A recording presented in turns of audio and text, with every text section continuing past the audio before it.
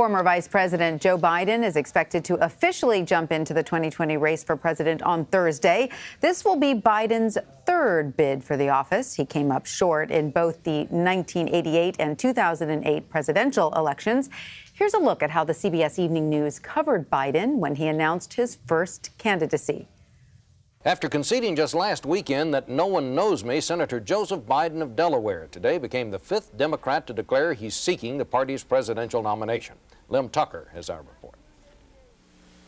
In 1988, the clarion call for my generation is not, "It is our turn," but rather, "It is our moment of obligation and opportunity." He is Joseph Robinette Biden Jr. from Delaware, 44 years old. 14 years in the U.S. Senate, Chairman Judiciary Committee. A Democrat who calls himself a pragmatic liberal. He has a reputation as maybe the best orator in the Senate, but a long-winded one. And he is criticized by some in his party for being a senator and candidate of themes, not substance.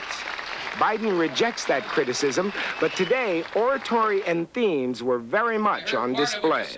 And for a decade led by Ronald Reagan, self-aggrandizement has become the full-throated cry of this society. I've got mine, so why don't you go get yours? His weak points are a lack of legislative record, a somewhat skeptical acceptance as to whether he has ideas as big as his words or his mouth. Biden comes in behind most other Democrats in the early polls, but has assembled a well-respected staff, and more importantly, has raised far more money than any of his competitors. Lem Tucker, CBS News, Wilmington. Love that old footage. That was CBS News' coverage of Joe Biden's first presidential run. Tomorrow, we will have full coverage of his third.